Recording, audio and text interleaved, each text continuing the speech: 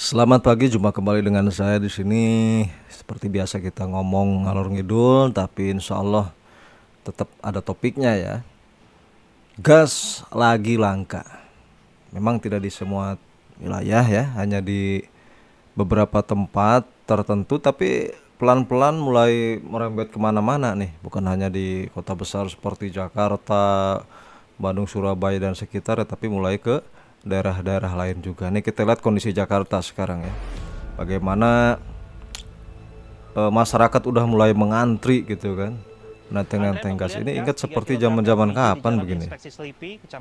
Saya dulu pernah kita mungkin banyak di antara Anda sekalian terutama generasi agak zaman dulu ya yang tiap tanggal 30 September selalu menonton film G30 SPKI. Bagaimana kita melihat kondisi di tahun saat itu di tahun 65 ketika komunis sangat kuat-kuatnya di Indonesia ya.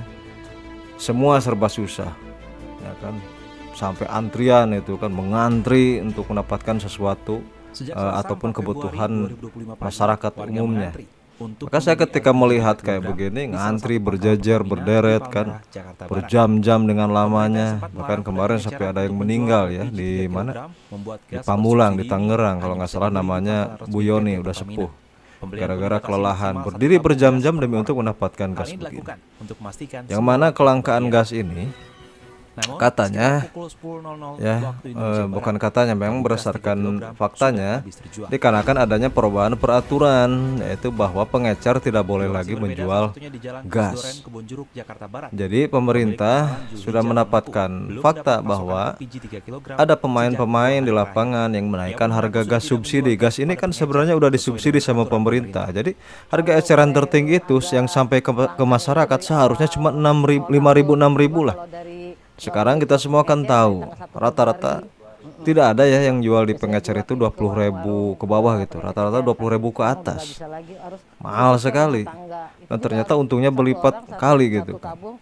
Tapi dalam hal ini saya sendiri tidak akan langsung menuding pengecer. Saya tidak akan langsung secara asal-asalan menyalahkan pengecer. Orang pengecer kan dia mengambil harga segitu.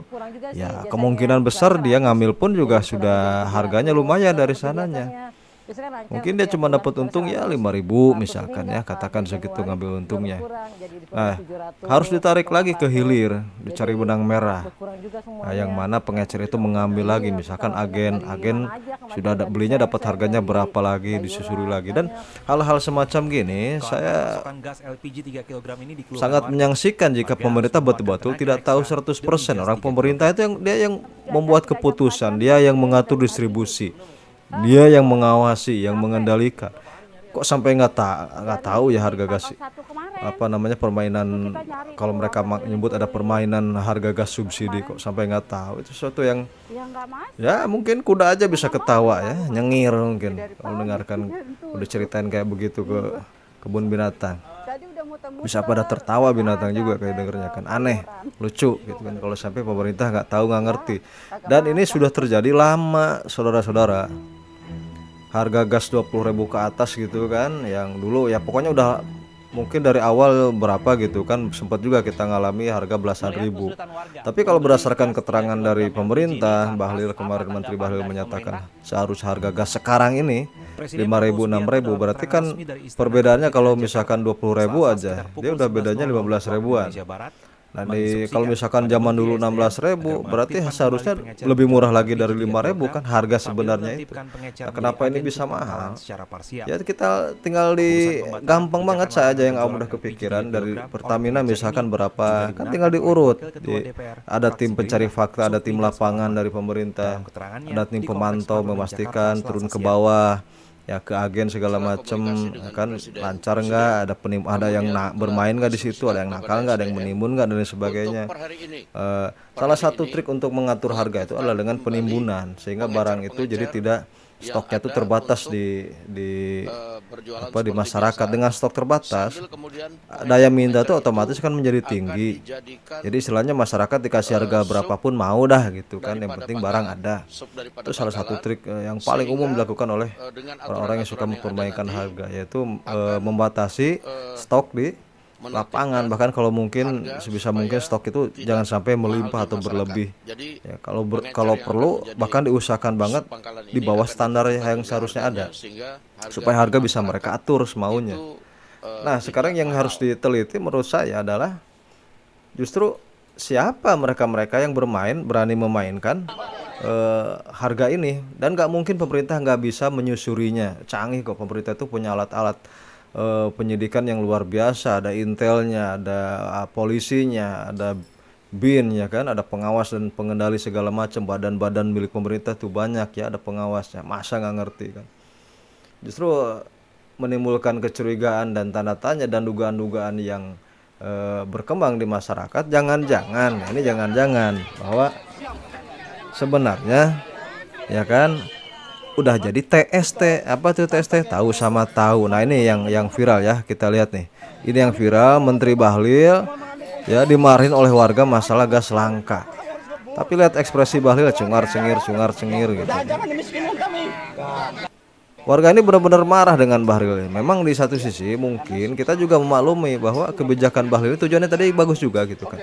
Cuman kalau mendadak seperti ini sekaligus, masyarakat itu butuh untuk masak, butuh untuk membuat makanan untuk keluarga, bahkan yang menjadi pengusaha selain sebagainya, gas itu dibutuhkan banget untuk mereka mencari nafkah gitu kan. Jadi warga tuh lebih milih nggak apa-apa mahal, ya nggak sesuai harga yang ditetapkan pemerintah, tetapi barangnya mudah didapat daripada harganya murah tetapi susah didapat ataupun nggak ada sama sekali gitu kan. Alangkah baiknya, alangkah bijaknya jika pemerintah itu sebelum melakukan pengetatan seperti ini bereskan dulu mereka-mereka yang bermain, yang membuat harga ini naik, yang membuat gas ini langka. Bereskan dulu itu, akarnya tuh di situ, para pemainnya, bukan masyarakat yang di bawah yang kena imbasnya dengan peraturan seperti ini, pengetatan. Memang ini bakal mempersulit mereka para pemain yang nakal, tapi saya yakin mereka itu kan kriminal, para pemain nakal itu. Para kriminal itu selalu memiliki akal ataupun cara yang selangkah lebih maju dari aparat, karena mereka selalu memikirkan bagaimana caranya mengakali aturan dan kebijakan yang ada. Nah, pemerintah harus lebih cepat lagi, lebih gercep lagi dibanding para kriminal penimbun dan pengatur harga itu. Ya itu sajalah. Masa pemerintah nggak bisa, nggak ngerti, kan aneh. Kalau gitu, dengan pensiun aja digantikan sama, nah kayak Pak Effendi ini. Saya cocok nih seneng nih. Galak aja, babat aja semua lah. Para ini kalau beliau jadi presiden saya dukung aja nih. Jadi, tolong perhatikan pemerintah, jangan sekarang membuat peraturan tuh yang tidak memikirkan efek yang lebih besar. Sikat dulu para pemain-pemainnya, dan saya duga kemungkinan para pemain yang memainkan harga di pasaran gas ini itu bukan orang ecek-ecek, bukan abal-abal. Ya, kemungkinan besar mereka juga adalah orang-orang yang ada dalam lingkaran kekuasaan atau punya ring dengan orang-orang yang pemegang kebijakan atau mereka yang bekas penguasa dan lain sebagainya. Bukan orang abal-abal, bukan kelas aparat rendahan lah gitu kan, yang saya percaya mampu mengendalikan harga dan distribusi seperti gas yang disubsidi ini. Ya itu aja lah. Masa kagak bisa pemerintah. Percuma dong digaji sama rakyat kalau nggak bisa mensejahterakan rakyat mah.